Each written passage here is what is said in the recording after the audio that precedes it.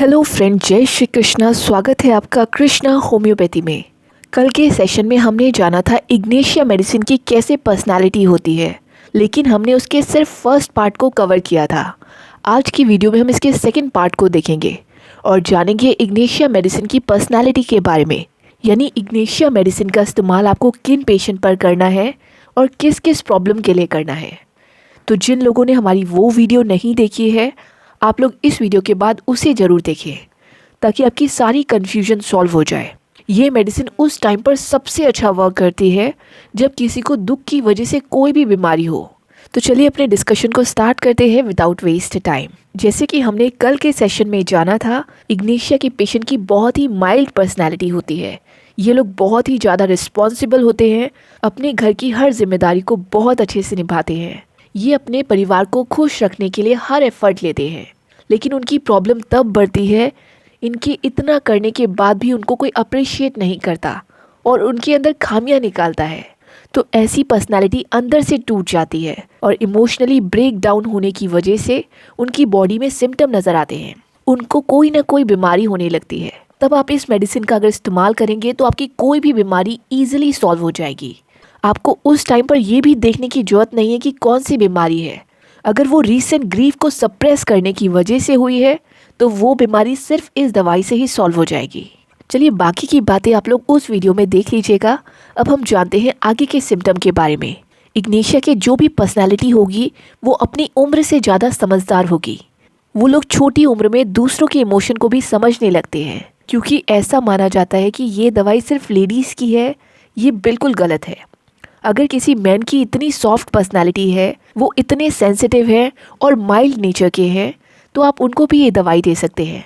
उसमें भी ये इतनी अच्छी तरीके से वर्क करेगी जितनी वुमेन में करती है। तो ये दवाई जेंडर के हिसाब से आप नहीं देंगे, आपको पर्सनालिटी को मैच करना है। इग्नेशिया पेशेंट की एक और खूबी होती है कि ऐसे लोग बहुत अलर्ट रहते हैं। प्लस इग्नेशिया के पेशेंट अच्छे ऑब्जर्वर होते हैं, वो सिचुएशन को पहले से ही समझ जाते हैं। बस इनके अंदर एक ही खामी होती है जिसकी वजह से ये बीमार हो जाते हैं। ये अपनी फीलिंग को कभी भी एक्सप्रेस नहीं कर पाते, अपने दुखों को कभी बता नहीं पाते, जिसकी वजह से ये अंदर ही अंदर टूट जाते हैं। इग्नेशिया की जो पर्सनालिटी होगी वो इरिटेट होने के बाद भी अब्यूसिव नहीं होगी, क्योंकि इग्नेशिया के पेशेंट मोरली करेक्ट रहते हैं तो उनको मैनिपुलेशन, बिट्रे बिल्कुल पसंद नहीं होगा। ऐसे लोग बहुत ईमानदार होते हैं और आदर्शवादी होते हैं। इग्नेशिया की जो पर्सनालिटी होगी उनको जानवरों से, नेचर से बहुत प्यार होगा। ऐसी पर्सनालिटी हर उन चीज़ों से प्यार करती है जिसमें सच्चाई हो। जब पेशेंट के साथ उनके फैमिली मेम्बर आते हैं तो उनसे भी आप उनके बारे में पूछ सकते हैं। इग्नेशिया मेडिसिन का इस्तेमाल आप लोग उस कंडीशन में भी कर सकते हैं जब पेशेंट आपके पास आकर कंप्लेन करे कि उनको पाइल्स की प्रॉब्लम है, लेकिन पाइल्स के जो भी सिम्टम होंगे उसमें आपको कॉन्ट्रडिक्शन नज़र आएगा। जैसे नॉर्मली पाइल्स की प्रॉब्लम हार्ड स्टूल के साथ होती है, लेकिन जो इग्नेशिया के पेशेंट होंगे उनको जब भी पाइल्स की प्रॉब्लम होगी तो उनकी ये प्रॉब्लम सॉफ्ट स्टूल के साथ होगी, यानी स्टूल में हार्डनेस नहीं होगी। ये एक कॉन्ट्राडिक्टरी सिम्टम है जिससे भी आप इजीली आइडेंटिफाई कर सकते हो कि ये इग्नेशिया का पेशेंट है। ऐसे पेशेंट को बैठने से तकलीफ बढ़ेगी और चलने फिरने से आराम आएगा, जबकि नॉर्मल कंडीशन में ऐसा नहीं होता। अगर किसी को पाइल्स की प्रॉब्लम है तो उनको बैठने से रिलीफ होता है और चलने फिरने से तकलीफ बढ़ती है, लेकिन यहाँ पर इसका अपोजिट होगा। तो ऐसे पाइल्स की प्रॉब्लम को सॉल्व करने के लिए आपको सिर्फ इग्नेशिया मेडिसिन को देना है। इसके अलावा ये माना जाता है कि इग्नेशिया मेडिसिन हर तरीके की हिस्टीरिया केस में वर्क करती है, लेकिन ये सही नहीं है। हिस्टीरिया की प्रॉब्लम कई रीज़न की वजह से हो सकती है। अगर हिस्टीरिया होने के पीछे रीज़न है दुखों को सप्रेस करना तो ये दवाई वर्क करेगी, लेकिन हर तरीके की हिस्टीरिया को सॉल्व करने के लिए इस दवाई का इस्तेमाल नहीं किया जा सकता। नेक्स्ट सिम्टम है, कई बार पेशेंट आपके क्लिनिक में आते हैं और कहते हैं उनको डर की वजह से डायरिया हो गया। उस कंडीशन में भी आप इग्नेशिया मेडिसिन को देंगे। आपको इसकी 30 पोटेंसी को देना है दिन में 3 बार। आपकी डायरिया की प्रॉब्लम इससे सॉल्व हो जाएगी, लेकिन डायरिया होने की वजह डर होनी चाहिए। अगर डायरिया किसी और वजह से हुआ है तो आपको कोई और मेडिसिन को सिलेक्ट करना है। प्लस इग्नेशिया मेडिसिन की जो पर्सनालिटी होती है उनका एक इम्पॉर्टेंट कीवर्ड है, उनकी प्रॉब्लम कॉफ़ी पीने से और तम्बाकू की स्मेल से बढ़ेगी। उनको उस टाइम पर हेडेक हो जाएगा, प्लस नोजिया जैसी फीलिंग आएगी। ऐसे लोग टोबैको से बिल्कुल दूर रहते हैं। तो आप केस स्टडी करते वक्त इन सब सिम्टम पर भी ध्यान दीजिए। कई बार पेशेंट आपके क्लिनिक में आकर सिर्फ यही कंप्लेन करेगा कि उनको तम्बाकू की स्मेल सूंघते ही उनके सर में दर्द होना स्टार्ट हो जाता है। तो उनकी इस प्रॉब्लम को सॉल्व करने के लिए भी आप इग्निशिया मेडिसिन को दे सकते हैं। आपको इसकी 200 पोटेंसी को हफ्ते में एक बार देना है, 2 ड्रॉप, और ऐसा आप 2-3 हफ्ते तक करेंगे तो उनकी ये प्रॉब्लम सॉल्व हो जाएगी। इग्निशिया के पेशेंट का एक और इम्पॉर्टेंट कीवर्ड है, ऐसे पेशेंट को उनके गले के अंदर कुछ अटका हुआ फील होगा। उनको ऐसा फील होगा जैसे कोई कांटा उनके गले के अंदर है, और वो ये सिम्टम भी आपको बताएंगे, तो उससे भी आपको छोटा सा क्लू मिल जाएगा।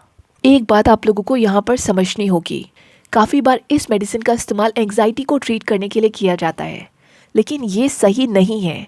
एंग्जाइटी को ट्रीट करने के लिए और दूसरी मेडिसिन है, ये इस कंडीशन में वर्क नहीं करेगी। बाकी आप इस मेडिसिन का इस्तेमाल डिप्रेशन में कर सकते हैं, प्लस दुख को रोकने की वजह से बॉडी में कोई भी सिम्टम आए उस कंडीशन में आप इसका इस्तेमाल कर सकते हैं। इग्निशिया के पेशेंट में मूड स्विंग की प्रॉब्लम भी होगी। कभी उनका मन बहुत खुश होगा तो कभी इनका मन बहुत उदास होगा। क्योंकि ऐसे लोग बहुत सेंसिटिव होते हैं, तो इन लोगों को छोटी छोटी बातें चुभ जाती हैं। एक और बात, ऐसे पेशेंट इंटेलिजेंट बहुत होते हैं, तो आप केस स्टडी करते वक्त ये बातों को भी ध्यान में रखिएगा। लेकिन इग्निशिया पर्सनैलिटी का एक ऐसा फेज भी आएगा जो वो पूरी तरीके से टूट जाएंगे, तो उस टाइम पर वो अपने घर की प्रॉब्लम दूसरों को बता देते हैं। ये तब होता है जब वो पूरी तरीके से टूट जाते हैं, उनको समझ नहीं आता कि वो क्या करें। देखिए, इस मेडिसिन के जितने भी रूब्रिक थे उसे हमने लेमैन लैंग्वेज में समझाने की कोशिश की है, यानी इतनी सिंपल लैंग्वेज में समझाने की कोशिश की है जिसे कोई भी समझ सकता है, चाहे वो होम्योपैथी से बिलोंग करता हो या नहीं करता हो। हमारी कोशिश है कि आप लोगों को होम्योपैथी समझ में आए, ताकि आप लोग एलोपैथी दवाई के साइड इफ़ेक्ट से खुद को बचा पाए। इग्निशिया मेडिसिन आपके नर्वस सिस्टम पर बहुत अच्छा वर्क करेगी। तो अगर आपको नर्व्स रिलेटेड कोई भी प्रॉब्लम है, लाइक नर्व्स पेन की प्रॉब्लम है, तो उस कंडीशन में भी आप इस मेडिसिन का इस्तेमाल कर सकते हैं। देखिए, आप लोग इतने सारे साइन और सिम्टम को देखकर कंफ्यूज बिल्कुल मत होइएगा।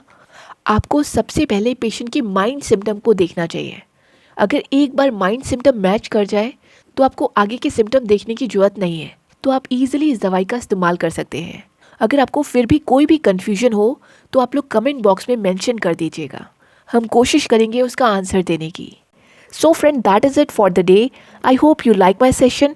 If you really like it, then please subscribe it and share with your friends and family members. Till then, stay safe, stay healthy. Have a good day.